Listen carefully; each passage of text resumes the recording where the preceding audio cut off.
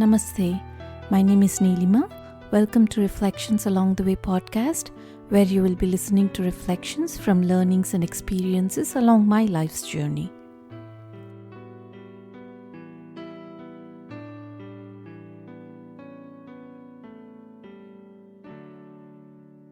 So previously we've studied that we cannot control the objects of the world that we come in contact with.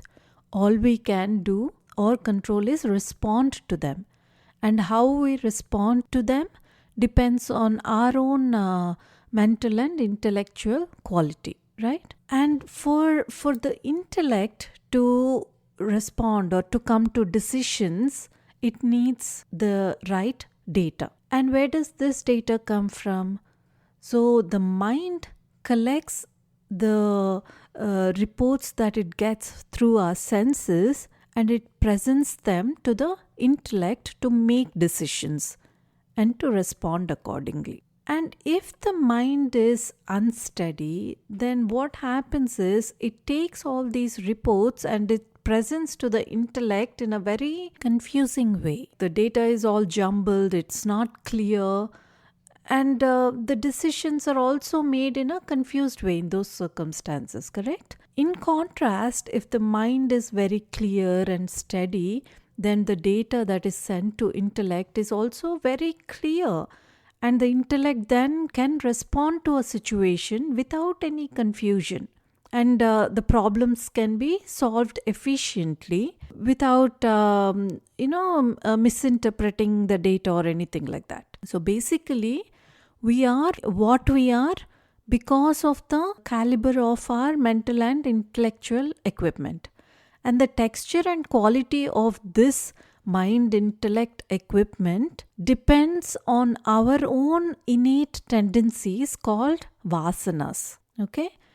So these Vasanas are nothing but the impressions that are left in our mind when we act with selfish motives. The ability of the intellect to think or to judge is conditioned by this factor in us, which is called Vasanas, the tendencies. And in modern world, it is termed as unconscious.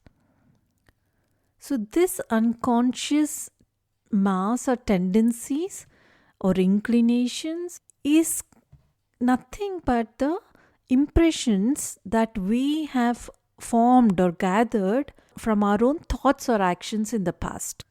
To illustrate this, Swamiji gives an example where two people, probably friends, are walking by and they see a bottle of whiskey. One of them is a drunkard, and that person cannot resist going and grabbing that bottle because of that person's tendencies and urges that have left strong impressions within himself that he has to drink right now in order to be happy. Whereas the other person is disgusted by it and he just walks away and he doesn't have the urge to drink. Similarly, if I'm a musician, then I have music vasanas.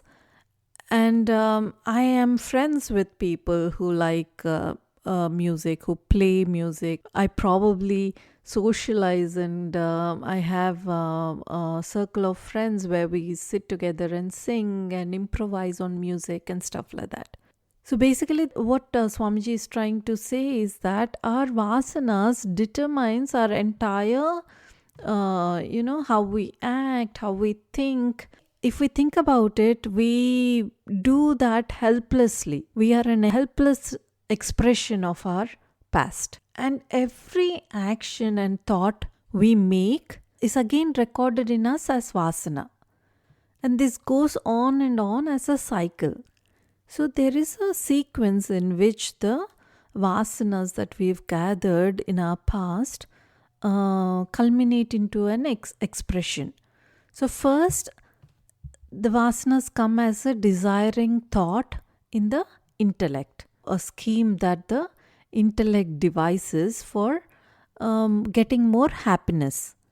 because that Vasana is there within us. Then this creates a emotional thought in the mind, and it kind of agitates the mind, and then the mind begins to grapple with that desire and it wants it. So and then like the mind comes to a conclusion that I want that. And then lastly, because of that strong mental longing for that desire to be fulfilled, then we act accordingly, right? And that is the final expression of that unmanifest Vasana. So if we think about it, all of our thoughts and actions are driven by these tendencies that we have within ourselves. Basically, the Vasanas are the prime movers of all our desires and consequently our actions also, because we act according to what we desire. So as long as we have these Vasanas within us, then we'll keep having these mental agitations that lead us to this expression of desires in action. So in Sanskrit, the word Vasana means fragrance. Each of us have these Vasanas which are very peculiar to us. So that basically means that each one of us has this different and peculiar personality fragrance, and that's defined by our own Vasanas. So in other words, each individual is nothing but an expression of these unmanifested urges or inclinations. And we're all different because of the difference in the Vasana patterns. Vasanas can be classified into 3 categories. The first one is the Loka Vasanas, or the social urges.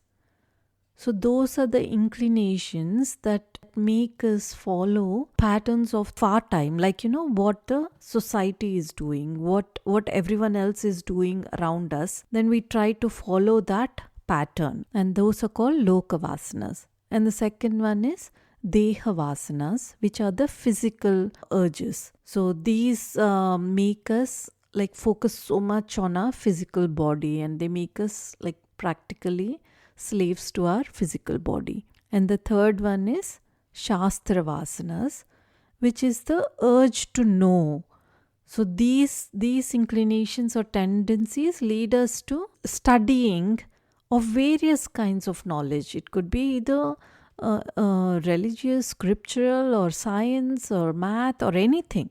Basically, the tendencies which make us want to know more, and we want to be scholarly in any subject. That is the Shastra Vasanas.